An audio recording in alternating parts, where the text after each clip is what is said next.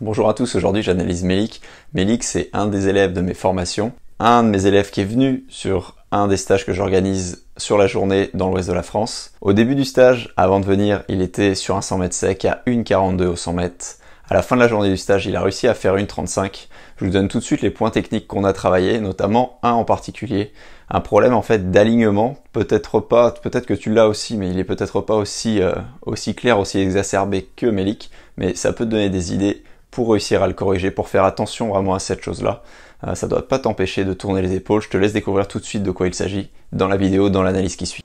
Eh ben écoute, tu as bien progressé depuis qu'on a commencé ensemble. On voit bien vraiment un meilleur alignement. Les talons vraiment plus proches de la surface. Et tu vois, le truc, hop, comme je te disais lors de cette journée de stage, le truc c'est que on voit bien, hop, attends, ça va vite, voilà la tête. Hop, on va regarder ton visage là, tu vois le regard où il est. Il est à gauche, il est à droite, bon bah là tu respires, mais à chaque fois en fait ça se balade. Hop là. Donc il va falloir vraiment dissocier. Donc là on va parler de dissociation.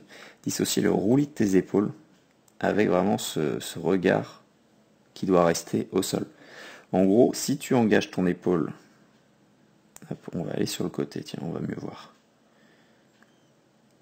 Si tu engages ton épaule et que tu ne sens pas ton épaule ici toucher ton visage, donc là, toi je vais te donner comme repère un peu plus le menton, la bouche, ça veut dire que forcément ta tête elle tourne, d'accord? Ou ton roulis n'est pas assez prononcé, mais tu commences vraiment à bien tourner les épaules, donc tu pourras te dire que c'est ça.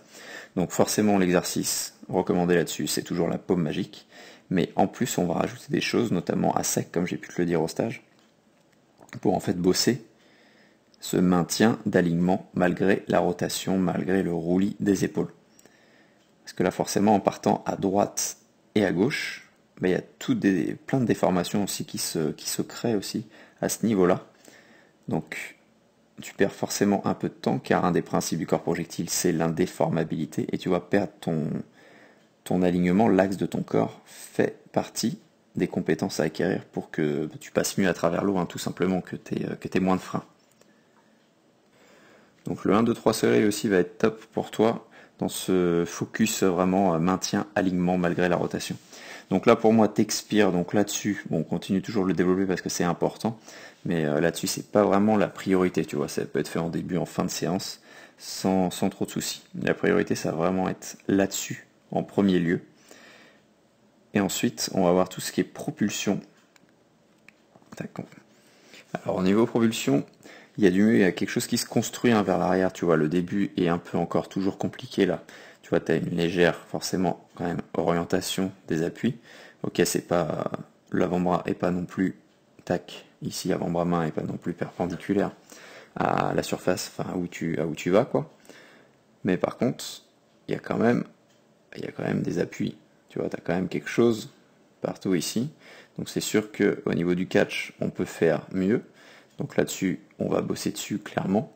Ici, tu vois, c'est pas tout à fait nickel parce que tu as le coude qui passe du coup en même temps que ton épaule. Enfin, tu as le coude qui passe à la verticale de ton épaule, ta main est légèrement en retard, mais c'est pas le plus gros levier. Le catch sera un plus gros levier là-dessus par rapport à ça. Tu finis de pousser, tu peux finir de pousser un peu plus, mais ça va être lié à l'engagement de ton épaule. Vraiment là-dessus, ça c'est sûr. Par contre, une chose bien, c'est que tu pousses pour moi vers l'arrière.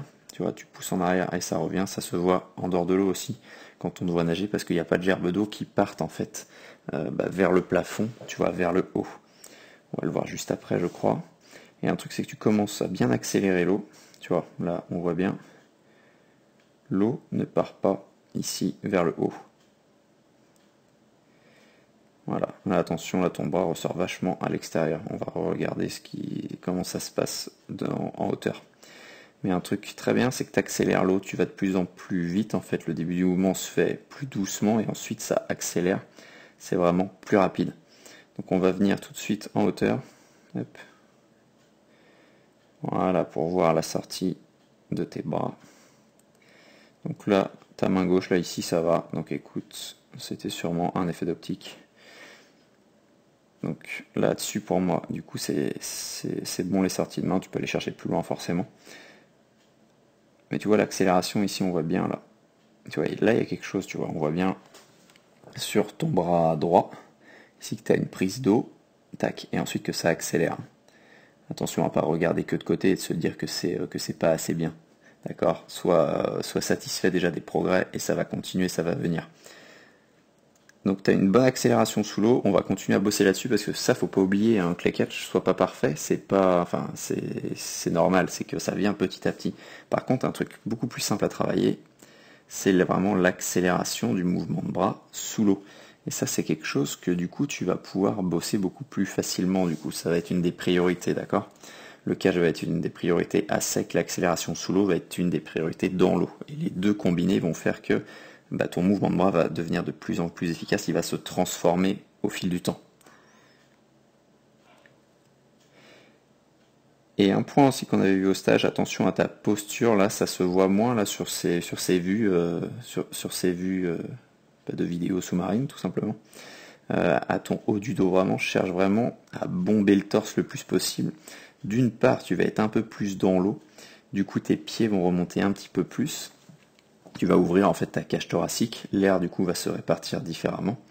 Et puis tu vas enlever cette petite bosse, ce petit arrondissement que tu as sur le haut du dos, cette petite syphose, tu vas l'enlever en fait au fur et à mesure. Et ça fait que la forme de ton corps détermine en fait comment tu flottes. Donc attention à bien bomber le torse. C'est utile ça pour tout le monde, toujours y penser. De manière à vraiment être le plus à l'horizontale possible dans l'eau. D'accord? Et de ne pas avoir vraiment les pieds au fond du bassin.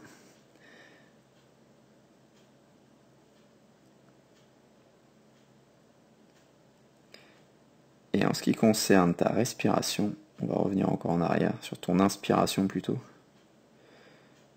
Tac, ici. Tu vois ton bras, là tu as fini d'inspirer. Là tu as fini d'inspirer, ton bras est ici. Là tu prends de l'eau. Donc là-dessus ça se voit que tu l'as bien bossé, d'accord? Parce que ça c'est un des problèmes qui est souvent ici. Tu vois le bras ici et souvent le bras est là quand on finit d'inspirer. Donc là tu vas commencer à te propulser exactement après ton inspi, hein, ce qui est tout à fait normal. Hein, l'inspi se fait sur un timbre moteur. Donc là, moi, je vais pas insister dessus. C'est pas une des priorités. Alors, ça veut pas dire qu'il faut pas faire d'exercice du tout dessus. Hein, toujours en début, en fin de séance, ça se fait sans problème.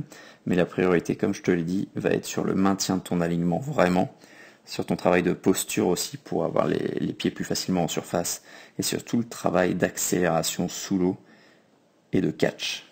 Si vous aussi voulez recevoir mes conseils par mail comme des milliers de triathlètes, je vous mets le lien dans la description. Je vous mets en bonus également une vidéo sur un exercice que j'appelle la paume magique qui va vraiment en fait vous aider dans tout votre crawl, aussi bien sur la baisse des résistances que sur votre catch, qu'également sur augmenter l'amplitude vraiment de votre trajet sous-marin, donc qui va vraiment en fait se répercuter sur aussi bien le corps projectile que le corps propulseur.